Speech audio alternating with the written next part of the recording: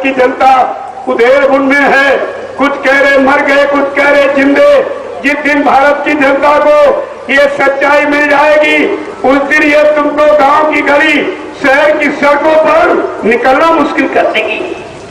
ये तुम्हारा मुंह नोचलेगी, कहेगी तुमने मेरी दीवारें लिख के खराब की, तुमने पेड़ पुलियों पर, सड़कों पर लिख के बताया है ये नाम नहीं इंसान का, ये नाम है भगवान का, ये काम नहीं इंसान का, ये काम है भगवान का। जब ये भगवान का काम तो तुमने इंसान के हाथ में कैसे सौंप दिया और कैसे वहां तुम चले गए? क्या तुमने गुरु को बदनाम नहीं किया? क्या तुमने गुरु पर कलंक नहीं लगाया? यह सब तुमको अपराध भोगना ही पड़ेगा। अभी आपके लिए एक मौका दे दिया गया, विचार कर सकते हो, समझ सकते हो। अगर तुम्हारी समझ में कुछ नहीं आ रहा तो हमारी प्रार्थना है कि आप चुपचाप बैठ के भजन करिए। इधर उधर झांका ताकि बस कहीं से तुमको कोई मदद देने वाला नहीं। मददगार ने वादा किया है, मदद वही देगा। बाकी आप मदद देने की शक्ति ताकत किसी के पास नहीं है। और आपको यह सब विचार करके रखना चाहिए। तुमने इस भारत की जनता को यह भी बताया है कि विश्व को सुख शांति इसी नाम से मिलेगी और विश्व को सच्ची सुख शांति इन्हीं के द्वारा मिलेगी। अब कह रहे यही मर के चले गए तो सच्ची सुख शांति कौन देगा? है कोई देने वाला? है कोई शांति में खड़ा? सब के सब अशांति में, क्रांति में और भ्रांति में फंसे पड़े हैं।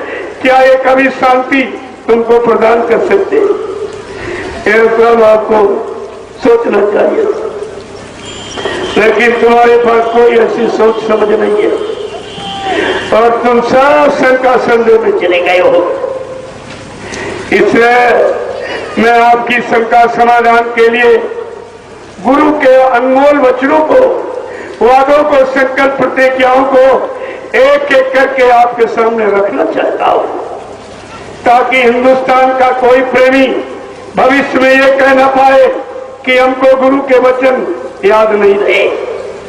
हम तो बहुत नए नामदानी थे, पुराना संदेश मुझे मालूम नहीं था। और हकीकत यही है, जो कोई 5 वर्ष का नामदानी, कोई 10 वर्ष का, कोई 15 वर्ष का, कोई 20 वर्ष का, और गुरु पढ़ाई पढ़ा रहे 10 जुलाई 1952 से। आप बीच में जाके बैठ गए, तुमको यही नहीं मालूम पहले क्या पढ़ाया, क्या सिखाया, क्या समझाया, क्या भविष्यवाणी की। उन प्यारे जीवों को तो मालूम नहीं।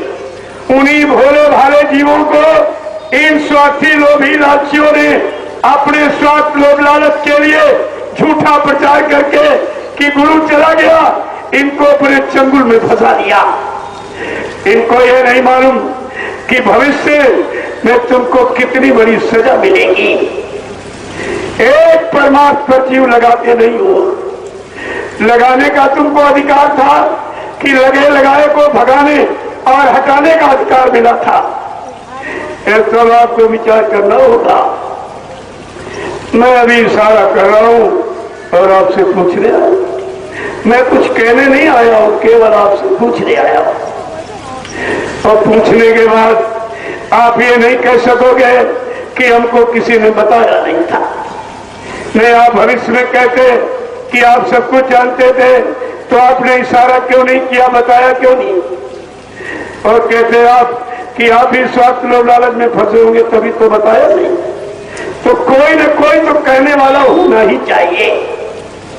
यही स्थिति जब द्वापर में, महाभारत के पहले, जब द्रौपदी का चीर खींचा जा रहा था, भरी सभा में उसे नंगा किया जा रहा था, उस समय भी सभा में बड़े बड़े धुरंधर, भीष्म पितामह, गुरु द्रोणाचार्य, कृपाचार्य, आचार्य सब कुछ बैठे थे। लेकिन सबने अपने कान आंख मुंह सब बंद कर दिए। सब अंधे बहरे गूंगे बन के बैठ गए। द्रौपदी आवाज लगा रही थी, है कोई महात्मा, है कोई धर्मात्मा, है कोई सत्यधारी ईमानदार भक्त आए कोई सूरवीर जो मतलब मेरी लात को बचा रही, उसकी आवाज लगाने पर क्या किसी के कान में जू लेना था? सब सिर नीचा करके बैठ गए। लेकिन प्रेमियों, कुदरत अपना भी सुरक्षित रखती है। संत भी कभी नष्ट नहीं होता है। कोई न कोई यानी मतलब आपके बचाने के लिए और आपको सतपथ के रास्ते पर खड़ा करने के लिए कोई न कोई तो लाके खड़ा ही कर दिया जाता, और उसी के द्वारा महापुरुष अपनी आवाज को लगा देती है। आपको यह भी समझना चाहिए, उस समय भी सत्य कहने वाला कोई था। शायद आपने उनका नाम पढ़ा सुना होगा, महात्मा विदुर। विदुर जी ने ये कहा था, ये अन्याय है, ये पाप है, ये अधर्म है, ये कलंक है, ये झूठ है, ये अपमान है। उन्होंने त्याग पत्र दे दिया कि मैं ऐसे यानी मतलब व्यभिचारी दुराचारी और राजा के राज में काम नहीं करूंगा। केवल महात्मा विदुर ने इस्तीफा दिया, बाकी बेचारे सब फंस के रह गए। और जब त्रेता द्वापर का इतिहास बना महाभारत के बाद, तो आपने पढ़ा होगा केवल महात्मा विदुर बचा और बाकी सब मारे गए। सबको अपने कर्मों की सजा मिली, और भीष्म पितामह पूरा अधिकार था, जिसको इच्छा मृत्यु का वरदान था, कुलगुरु था और सेनापति भी था। अगर उस समय वो सच्चाई को कह देता तो वो बच जाता, लेकिन उसने भी दुर्योधन का अन्न खाया था। ये अन्न का प्रभाव है। जो जो इन प्रेमियों की गाड़ी कमाई का अन्न खाए, उनकी सेवाएं ली और खर्च की हैं, वो सब दोषी हैं। उनके अंदर कभी भी बुद्धि में विवेक ज्ञान गुरु के प्रति नहीं आएगा, कि वो सब सजा पाने के अधिकारी ही हैं। वो इस समागम में नहीं आएगा, आएगा तो उसकी समझ में कुछ नहीं आएगा। उसके कान सत्य वचन को रोक नहीं सकते हैं, उसका मन सत्य विचारधारा को कभी स्वीकार नहीं कर सकता है, और उसकी बुद्धि सत्य काम में कभी निर्णय नहीं ले सकती है।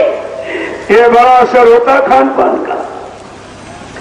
और आपको इसीलिए गुरु कितने वर्षों से शाकाहारी बनने